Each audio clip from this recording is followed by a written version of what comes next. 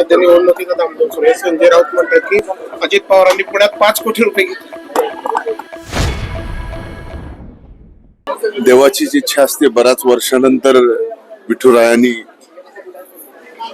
अगदी वर्ष सरायच्या पूर्वसंध्येला इथं बोलवलं. आज दर्शन घडलं.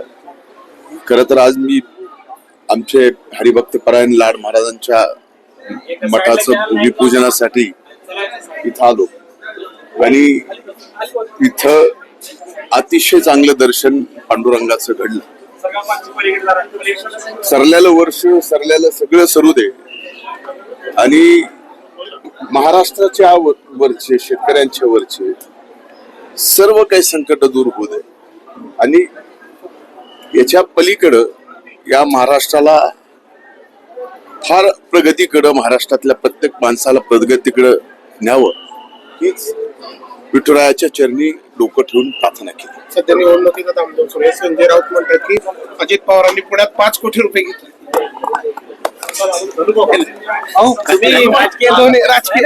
मागचं पूर्ण वर्ष बऱ्याच घडामोडी झाल्या, तुम्हाला पुढील वर्षात फेस करावं लागलं. काय त्याचं आत्मचिंतन करताना भगवंताचे दर्शन घेतलं, चिंतन करायचं का? संकट बघा, प्रत्येकाचा एक प्रारब्ध असतो. प्रारब्ध देवाला चुकला नाही, आपल्याला कसं चुकलं?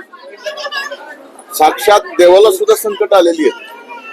तुम्ही जरा सानिध्यात चांगल्या लोक राहिलात ना, तुमच्या लक्षात येईल हे प्रारब्ध आहे. ही संकट उडून आणलेली नाही, जाणीवपूर्वक एखाद्याला अडवायचं अशा पद्धतीची ती संकट होती. ते साल सरलं, सगळे संकट सरले.